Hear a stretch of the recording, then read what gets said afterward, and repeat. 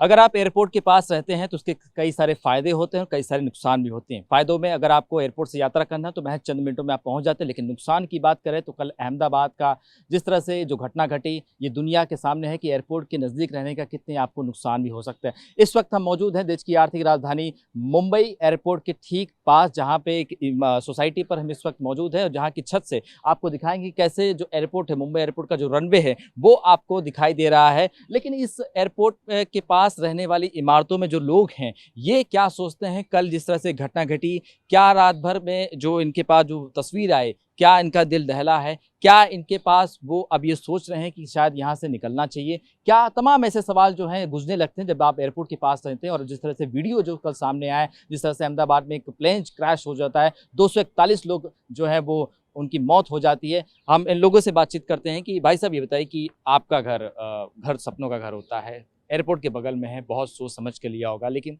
कल जिस तरह से जो घटना घटी, उसके बाद से ज़हन में क्या आता है कि क्या डर सता रहा है और कैसे इस वक़्त आप लोग हैं कि आपका भी घर एयरपोर्ट के बगल में है? देखिए, पहली बात तो कल जो अहमदाबाद में जो घटना हुई वो बहुत दुखद घटना है।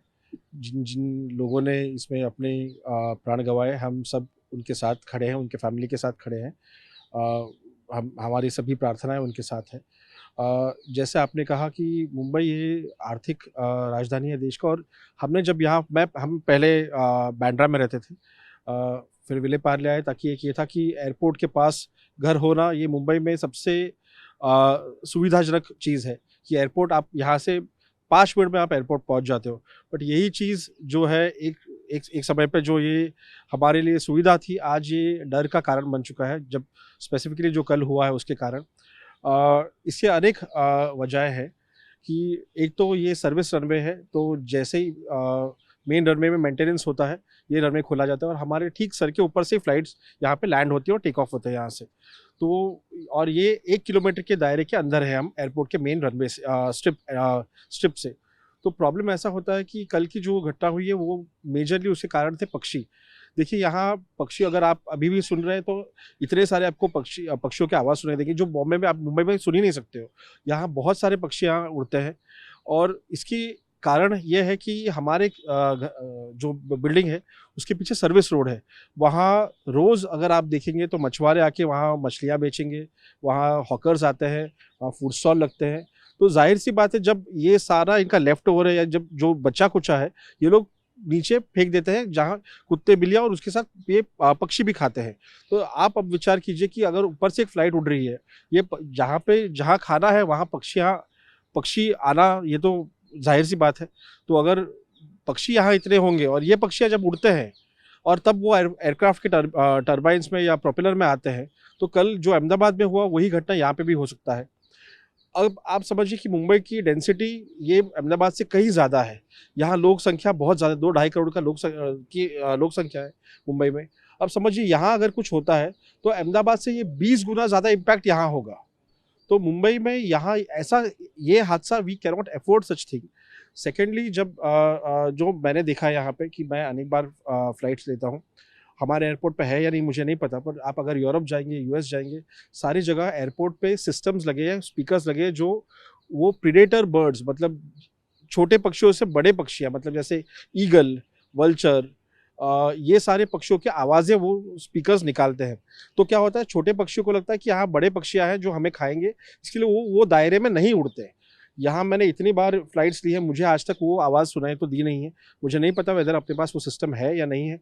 अगर नहीं है तो मेरी दरखास्त है, मेरी रिक्वेस्ट है गवर्नमेंट से कि प्लीज़ वो सिस्टम्स लगाया जाए यहाँ पे, ताकि ये पक्षियाँ यहाँ ऐसे नहीं उड़े, क्योंकि एयरपोर्ट है, ओपन स्पेस है, खाना है, इससे ज़्यादा पक्षियों को और क्या चाहिए। तो it is a sitting time bomb, जो यहाँ कल आज ना कल, यहाँ कभी, मैं चाहता हूँ कभी ये हादसा ना हो, पर होने तक वेट ना किया जाए और ऐसे सिस्टम्स लगाए जाए, और ये जो हॉकर्स है जो एयरपोर्ट के पास है, उनके ऊपर कार्रवाई की जाए और उनको यहाँ खाना पीना लगाने से, यहाँ स्टॉल्स लगाने से मना किया जाए। बिल्कुल, बिल्कुल। आप बताइए कि आप भी सोसाइटी में रहते हैं, जब फ्लाइट टेक ऑफ करती है और जब लैंड करती है तो क्या तकलीफ़, और कल जिस तरह से जो घटना घटी, उसके बाद ज़हन में और क्या आ रहा है? हम लोग जो बात कर रहे हैं प्लेन क्रैश हो गया उसके वजह से हादसा हो गया, बट वैसे नहीं, उसके अनेक कारण भी है। जैसे बड़े बड़े जंबो जेट जाते हैं, जैसे बोइंग 747, तो इतने वाइब्रेशंस होते हैं कि हमको हमारे सोसाइटी में इतने क्रैक डेवलप होते हैं टेरेस में और बिल्डिंग में, तो हमको एवरी ईयर मेंटेनेंस करना पड़ता है। उसमें गवर्नमेंट ने भी कुछ करना चाहिए उसके ऊपर। और रनवे का पता नहीं अभी कैसे लोग मैनेज करने वाले हैं, बट आगे बाजू में सब ट्रीज भी इतने बड़े हैं। और लेकिन क्या कभी डर लगता है कि बगल में रनवेज है, कुछ भी हो सकता है? देखिए मेरी तस्वीर में भी सामने दिख रहा हूँ कि रनवे पे फ्लाइट जो है वो लैंड की है। डर लगता है, ज़हन में आता है कि ये शायद कल जिस तरह से जो घटना घटी ये आसपास यहाँ पे भी हो सकता है? ऐसी होना नहीं चाहिए, क्योंकि 50 साल में अब तक ऐसा कभी हुआ नहीं है इधर। हम लोग 30-35 साल से रहे हैं और हमारे पहले भी लोग रह चुके हैं। लेकिन एक डर लगता है कि ये वाइब्रेशन के लिए हमारी बिल्डिंग बहुत कमज़ोर होती जा रही है और नॉइज़ पोल्यूशन ज़बरदस्त है। हमको सुनाई अभी आस्ते आस्ते कमती आने लगा है, ऐसा हमको लग रहा है इतने साल से। ये सब प्रॉब्लम ऐसे है कि यहाँ हमको बहुत मेंटेन करना पड़ता है। बिल्डिंग 50 साल की पुरानी बिल्डिंग हो गई है और ये एफएसआई और ये सब हो गया है पूरा सब। लेकिन अभी ये फनेल जोन का कोई सॉल्यूशन गवर्नमेंट निकल नहीं रही है। गए 10 साल से हम लोग बोल रहे हैं और ये संत जनाबाई रोड है, ये सब सबसे ज़्यादा तकलीफ में है। और यहाँ इनको एक्चुअली फनेल जोन को बेनिफिट दे के, कोई टीडीआर फ्लोटिंग दे के वो बाहर बेच के हमारा बिल्डिंग जितनी है उतनी हम हाइट बढ़ा के मांग नहीं रहे हैं। हम लोग जितनी हाइट में है, जितने लोग हैं उतने ही लोग नया बिल्डिंग में जाने की कोशिश कर रहे हैं, लेकिन ये हो नहीं रहा है। बाकी सबका काम हो रहा है, लेकिन हमारा फनेल जोन वाले का काम नहीं हो रहा है। ये बहुत दुख की बात है। बिल्कुल, देखिए ये और भी लोग हैं, सोसाइटी के लोग हैं जो ये बता रहे हैं कि कितनी तकलीफ़ें होती हैं। इन्होंने बताया कि वाइब्रेशन की भी दिक्कत होती है, उसके अलावा एयर पोल्यूशन, जब फ्लाइट उड़ती है आसमान की तो आसपास जो उसकी पोल्यूशन होती है, जो उसकी आवाज़ होती है वो बहुत ज़्यादा डेसिबल में होती है, तो आपके कानों में भी उसका जो असर पड़ता है। ये बताइए कि आप कितने सालों से यहाँ रहते हैं और जिस तरह से जो कल घटना घटी और आपका भी घर एयरपोर्ट के बगल में है, तो क्या ज़हन में आता है और क्या कितनी तकलीफ़ें होती हैं? मैं तो यहाँ पे बचपन से रह रहा हूँ। 1968 से यहीं पे पला पड़ा हूँ। तो कल की जब ये घटना हुई, दुर्घटना हुई, तो मेरा यही सोचना था कि अगर सिमिलर इंसिडेंट्स यहाँ पे भी अगर हुए तो क्या हो सकता है। तो जो मैंने जो सोशल मीडिया है या टीवी पे या सब जगह पे जो विजुअल्स या वीडियोस मिल रहे हैं, तो मुझे एक एक्स पे एक वीडियो मिला जो सीसीटीवी फुटेज था कल के जो दुर्घटना घटी उसका। तो मैं वही टाइमलाइन के बारे में स्टडी कर रहा था कि उसमें देखा गया है कि वो फाइनल रन हुआ प्लेन का और वो 0.18 सेकंड्स में उसने टेक ऑफ लिया। अराउंड 0.32 सेकंड्स तक वो अपवर्ड जा रहा था और शायद उसके बाद में उसके दोनों इंजन्स फेल हो गए और 0.32 सेकंड्स के बाद में उसका डाउनफॉल चालू हो गया। अगर आप देखेंगे टाइमलाइन, अगर यहाँ पे अप्लाई करेंगे तो ये सामने दिख रहा है एयर स्ट्रिप है जो इमरजेंसी रनवे जब यूज़ होता है, अभी भी फ्लाइट वहाँ पे अपने को दिख रहा है, एयर ट्रैफिक। तो जहाँ से वहाँ से टेक ऑफ लेके सीधा हमारे सर के ऊपर आएगा जो इनिशियल थ्रस्ट पे, और बाद में उसके अगर दो इंजन्स बंद हो गए तो नीचे जाना चालू होएगा, तो थोड़ा आगे जाके गिरेगा। और आगे एकदम डेंस पॉपुलेटेड एरिया है जहाँ पे रेलवे लाइंस भी है, वेस्टर्न रेलवे लाइन भी जाती है। तो जिस किस्म से जो कल की दुर्घटना थी वहाँ पे लैंड पे जो डेथ्स हुई वो शायद यहाँ से कंपेयर करेंगे तो कम हुई। कोई भी डेथ ही होती है, एक भी हुई तो भी डेथ ही है। लेकिन अगर मानो सेम अगर रिप्लिका आप यहाँ पे वो टाइमलाइन लगाते हैं तो यहाँ पे जो नुकसान होएगा वो बहुत बड़ा होएगा, बहुत बड़ी हानि होएगी।